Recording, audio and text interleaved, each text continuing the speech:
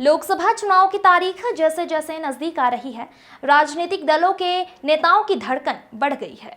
जनता का समर्थन जुटाने सभी दल के स्टार प्रचारक अपनी अपनी पार्टी के उम्मीदवार के पक्ष में प्रचार करने लोकसभा क्षेत्र पहुंच रहे हैं। आज गिदम के जवानगा में कांग्रेस के स्टार प्रचारक कन्हैया कुमार पहुंचे।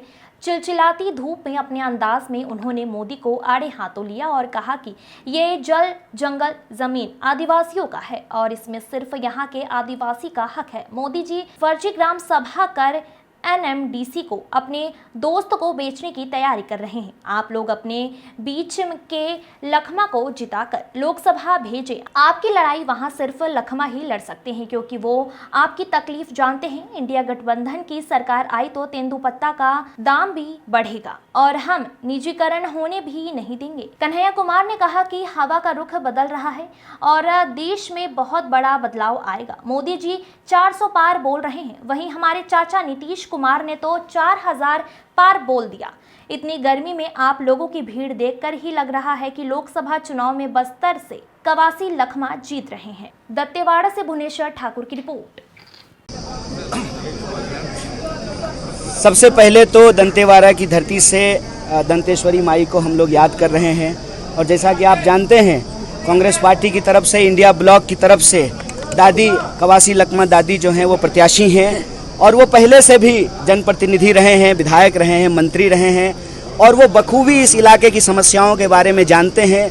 जो भी प्रमुख मुद्दे हैं, चाहे वो एनएमडीसी का मुद्दा हो, चाहे तेंदुपत्ता का दाम बढ़ाने का बात हो, उसको सही रेट देने का बात हो, इस इलाके में शिक्षा रोजगार की बात हो, स्वास्थ्य की बात हो, इन मुद्दों को विधानसभा में उठाते रहे हैं।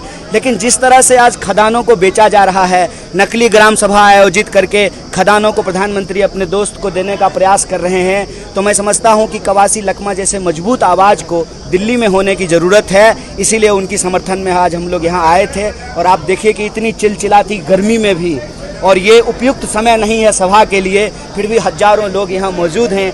ये इस बात को दर्शाता है कि छत्तीसगढ़ में माहौल बहुत अच्छा है और आने वाले समय में अपेक्षा से बेहतर रिजल्ट हम लोगों को छत्तीसगढ़ से मिलेगा।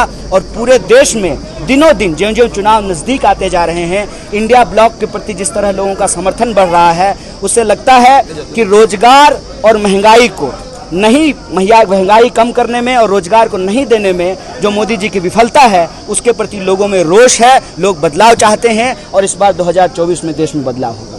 पैर होता है सर, झूठ बोलने में कोई जीएसटी लगता है, मुंह ही है, आप कुछ भी बोल दीजिए तो गनीमत है। 400 पार बोल रहे हैं, नीतीश जी तो 4000 पार बोल दिए हैं, इसका कोई मतलब है?